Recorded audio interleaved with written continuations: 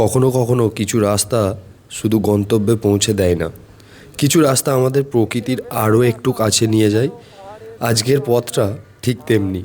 পিছনে পড়ে থাকলো ইয়ামথাং ভ্যালি, আর সামনে পাহাড়ের বুক চিরে আমাদের যাত্রা জিরো পয়েন্টের দিকে। চারপাশে মেঘ, হালকা বৃষ্টি, ঠান্ডা হাওয়া, আর পাহাড়ের গায়ে বর্ষার সবুজের চাদর। উত্তর সিকিম শুধু বরফের চাদরে ঢাকা থাকলে সুন্দর লাগে সেটা না, মনসুনেও উত্তর সিকিম যেন আরও বেশি জীবন্ত হয়ে ওঠে। Can you imagine the road?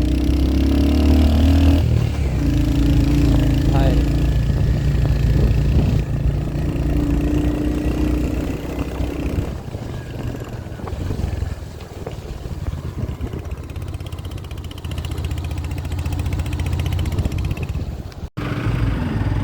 Again, last one army checkpost.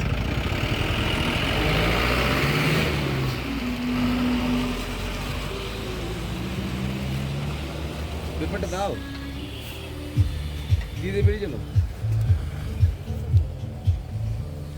চেকপোস্টের ভিউটাও খুব সুন্দর। এখানে যত উঁচুতে যাচ্ছি পাহাড়ে গাছপালা সব এবার চেঞ্জ হচ্ছে আস্তে আস্তে। ওখানে একটা মন্দির আছে,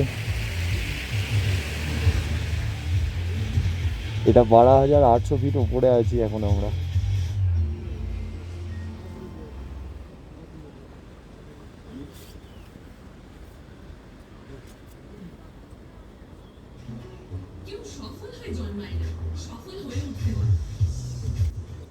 চলো পেপার ওয়াক গান।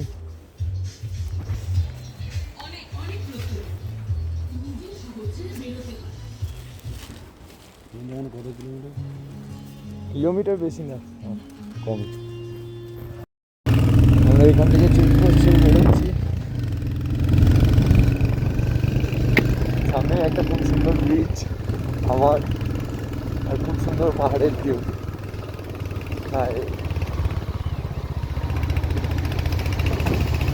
देखो जरा पर्वतों के ये साए। রাইট সাইডের নদীটা শুরু হচ্ছে উৎপত্তি। এবার এগেন ওয়েদার খারাপ হতে লেগে গেছে, আবার রাস্তা কিছু দেখা যাচ্ছে না। মানে পাহাড়ে একটা টার্নিংয়ের পর আর একটা টার্নিংয়ে কী আছে কেউ জানে না। ওয়েদার কী হবে না হবে কিছু দেখা যাচ্ছে না, এটা হিলও দেখা যাচ্ছে না, সামনে রাস্তা দেখা যাচ্ছে না, শুধু সাইডে এরকম একটা অংশ দেখা যাচ্ছে বাস, আর কিচ্ছু নেই।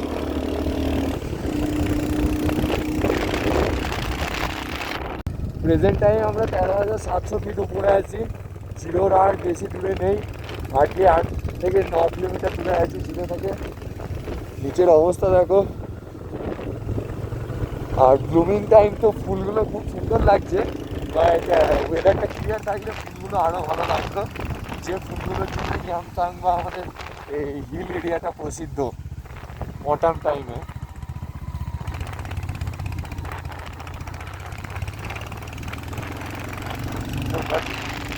ফুলটা দেখাতে পারছি না, এটা খুব দুঃখের।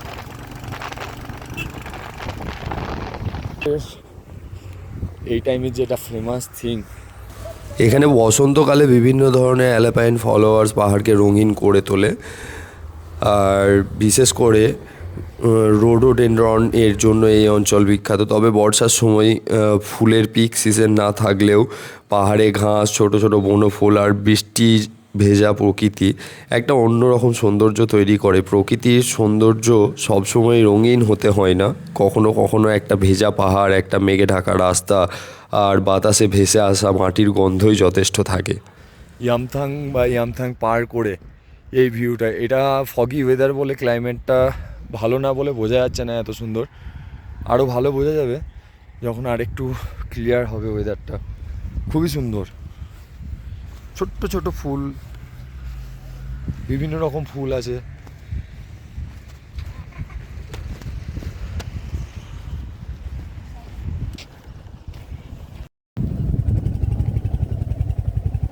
ওই যে পাথর ব্যালেন্স করেছে।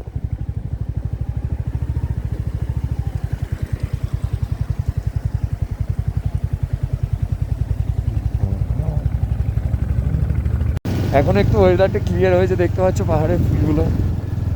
একটু ওয়েদারটা আস্তে আস্তে হালকা হচ্ছে, দেখা যাক।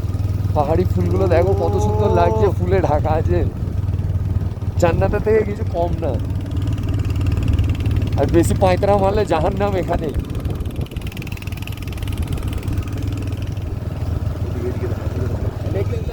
ও দাঁড়া দাঁড়া ভাই, দাঁড়া করা। জিরোর আগে ছোট্ট একটা লেক, লেক পরিদর্শন। ও কি লাগছে দেখ, ওই পাহাড়টা পুরো ফুলে ঢাকা আছে, সুন্দর লাগছে ওই পাহাড়টা, এত সুন্দর।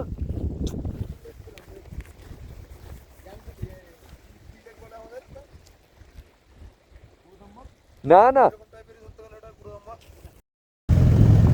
ইয়ামথাং পৌঁছানোর আর মাত্র কিছু দূর বাকি। 14,800, 14,800।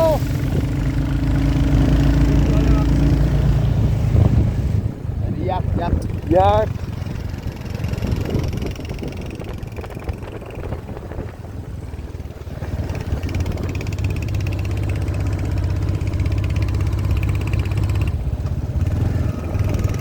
ও এই ঠান্ডা ওয়েদারটা, এই সুন্দর পাহাড়টা, এই ভয়াবহ ওয়েদারটা পাহাড়ে না এলে ফিল করা যাবে না, বলে বোঝানো তো ঠিক নয়। বর্ষার অভিজ্ঞতাটা একদম আলাদা। কখনো চারপাশ পরিষ্কার, আবার কখনো মেঘের মধ্যে ঢেকে যায় সব কিছু। ঠান্ডা বাতাস মুখে এসে লাগে আর বৃষ্টির ফোঁটা জ্যাকেট ভেজায়, আর দূরের পাহাড়গুলো মেঘের আড়ালে হারিয়ে যায়। এই মুহূর্তগুলো ক্যামেরাতে ক্যাপচার করা যায় না কিছুটা, কিন্তু অনুভূতিটা একটা আলাদাই দেয়। সেটা শুধু এখানে এই বর্ষার টাইমে গেলেই বোঝা যায়। যাই হোক, জীবনে আমরা সবাই কোথাও না কোথাও পৌঁছাতে চাই কিন্তু কিছু কিছু জার্নি আমাদের শেখায় গন্তব্যে পৌঁছানোর থেকেও সেই পথে বেঁচে থাকাটা অনেক বেশি সুন্দর। আর আজকে এই ইয়ামথাং থেকে 0 পয়েন্ট পর্যন্ত মনসুন রাইডটা আমাকে আবার মনে করিয়ে দিল, পাহাড় কখনো শুধু একটা ডেস্টিনেশন নয়, পাহাড় একটা অনুভূতি। আর হয়তো সেই কারণেই বারবার মনটা ফিরে যেতে চায় এই পাহাড়ি রাস্তায়। আমি জ্যাক স্ট্রন, আর আমার YouTube channel destination of life তোমরা দেখছো। যদি এই পাহাড়ি জার্নি তোমাদের ভালো লাগে তাহলে ভিডিওটি লাইক, শেয়ার, সাবস্ক্রাইব করবে। আগে গিয়ে আমি দেখাচ্ছি যে জিরোটা কেমন। 15,300 ফুট উচ্চতায় পৌঁছাতে চলেছি আমরা, আর এই 15,300 ফুট উচ্চতাটা কম না।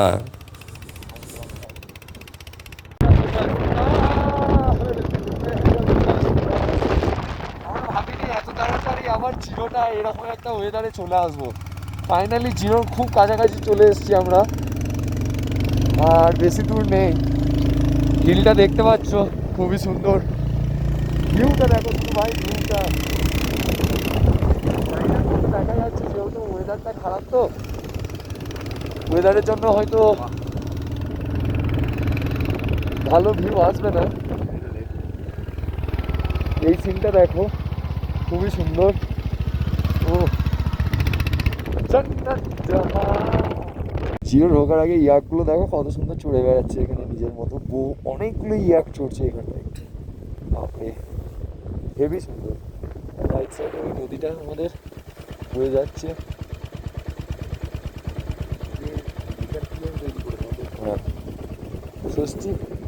সৃষ্টি নেচারের কি নিয়ম।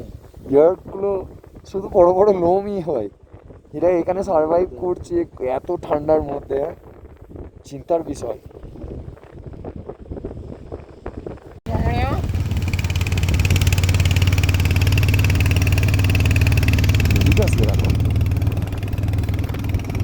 এই নদীটাকে আমরা কত দূর থেকে, কত থেকে দেখি, কত উঁচু থেকে পড়ছে, কখনো কখনো ঝর্ণায় বয়ে যাচ্ছে।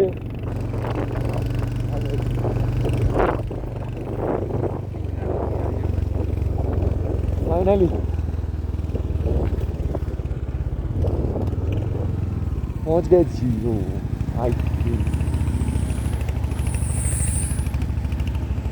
लव जीरो चेयर करते।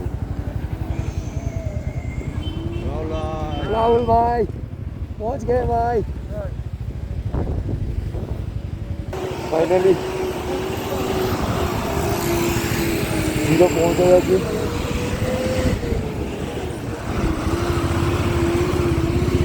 এতক্ষণ পাহাড়ে দেখে বেড়াতে নর্মাল মানে সব আই থিঙ্ক এবার দেখতে হবে এগুলো সব এক্সট্রা অর্ডিনারি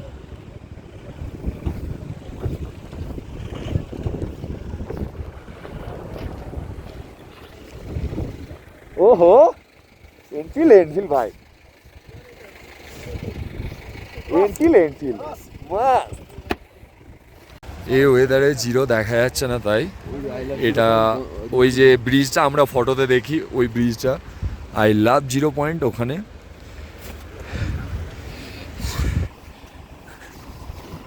চলো তোমাদেরকে দেখাবো আগে আমি কিছু চা ফা খেয়ে নিই অনেক ঠান্ডা এখানে হাত ফাত কাজ করছে না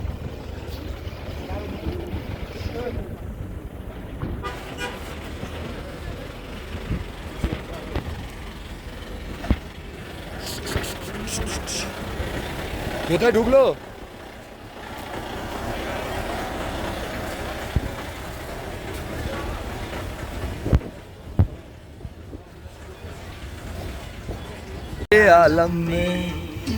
এখানে বসে গরম হলো সব একটু চেঞ্জ হলো চলো চলো চলো হ্যাঁ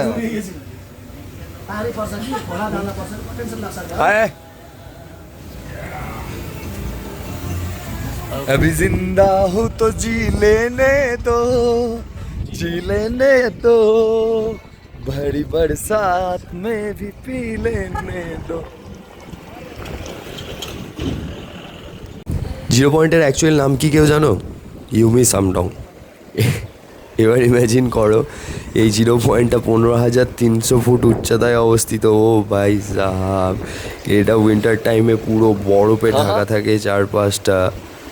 মানে ইম্যাজিন করো সেই জায়গাটা মনসুন টাইমে এখন একটা ডিফারেন্ট সেট আর উইন্টার টাইমে একটা ডিফারেন্ট সেট। আর এই জায়গাটাকে সাধারণত জিরো বলা হয় কারণ এটা ভারত চীন সীমান্তের সব থেকে কাছাকাছি রাস্তাগুলোর মধ্যে একটা। আর এটা রাস্তার একটা শেষ প্রান্ত হিসেবে আমরা ধরতে পারি কারণ এখানের পর থেকে আর সাধারণ পর্যটকদের যাওয়া অ্যালাউড নেই, তাই এই জায়গাটাকে জিরো বলা হয়। জিরো পয়েন্ট এটাই বরফের টাইমে কত সুন্দর লাগে না দেখতে, কত সুন্দর চারিদিকটা দেখা যায় বরফে ঢাকা। এখন হয়তো একটু রেনি সিজন, বরফ নেই, বাট দেখতে ভালো লাগছে, কিন্তু আশেপাশের ক্লাইমেটটা দেখাতে পারছি না যে কত সুন্দর লাগছে। ওটা দেখাতে পারলে আরও ভালো লাগতো। যেই ঠান্ডাটা যে ইয়েটা ফিল করছি এখানে, অসাধারণ অসাধারণ।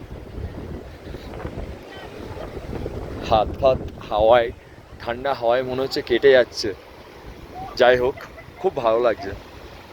এই আমিন ভাই, পচা ডিম ছিল মনে হলো। ইয়ামিন ভাই, রিজন ভাই, কেসা লাগ রা হ্যায়, কেমন লাগছে?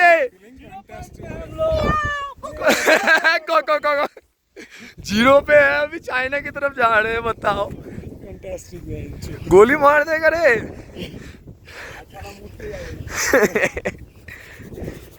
ओ माइंड से एरिया नहीं था, देखे मारा देखा लो, माइंड से पा दिए, पाटाई शेष। ও খুব মজা লাগছে ভাই, খুব মজা লাগছে। বেশ আয়না ওপরে আছে, বে গুলি করে দেবে ওপর থেকে, নিচে মুখ দেবে, ওপর থেকে গুলি করে দেবে ও। এই এখন যে ফিলিংসটা রিজওয়ান ভাই, এই যে ফিলিংসটা এখন ফিল করছো, আর 2 মাস পর এই ফিলিংসটাই ইয়ামথাং থেকে ফিল করবে, জিরো উঠতে পারবে না। আর না গোলি কর দেগা। এবার যাচ্ছি আই লাভ জিরো পয়েন্টের যে লোগোটা লেখাটা আছে ওখানটায়। আজা বে আজা सीने लाजा आदि मान मेरा लुट ले गया, मैनू लुट ले गया।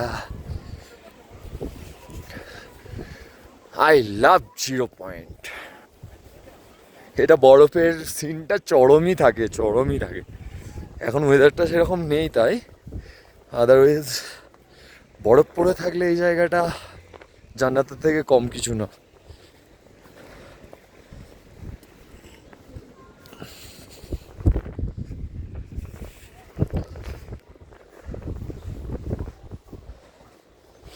আজা বে আজা,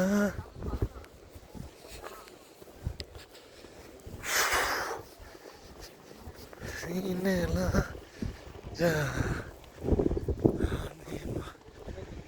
ফাইনালি দেড়টার সময় 0 পয়েন্ট থেকে আবার বেরোচ্ছি আমরা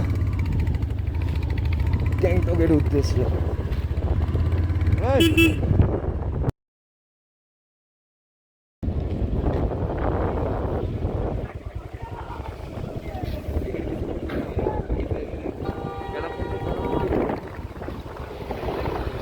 বারোটার পর ওয়েদার খারাপ হয়ে যাবে, বৃষ্টি পড়বে।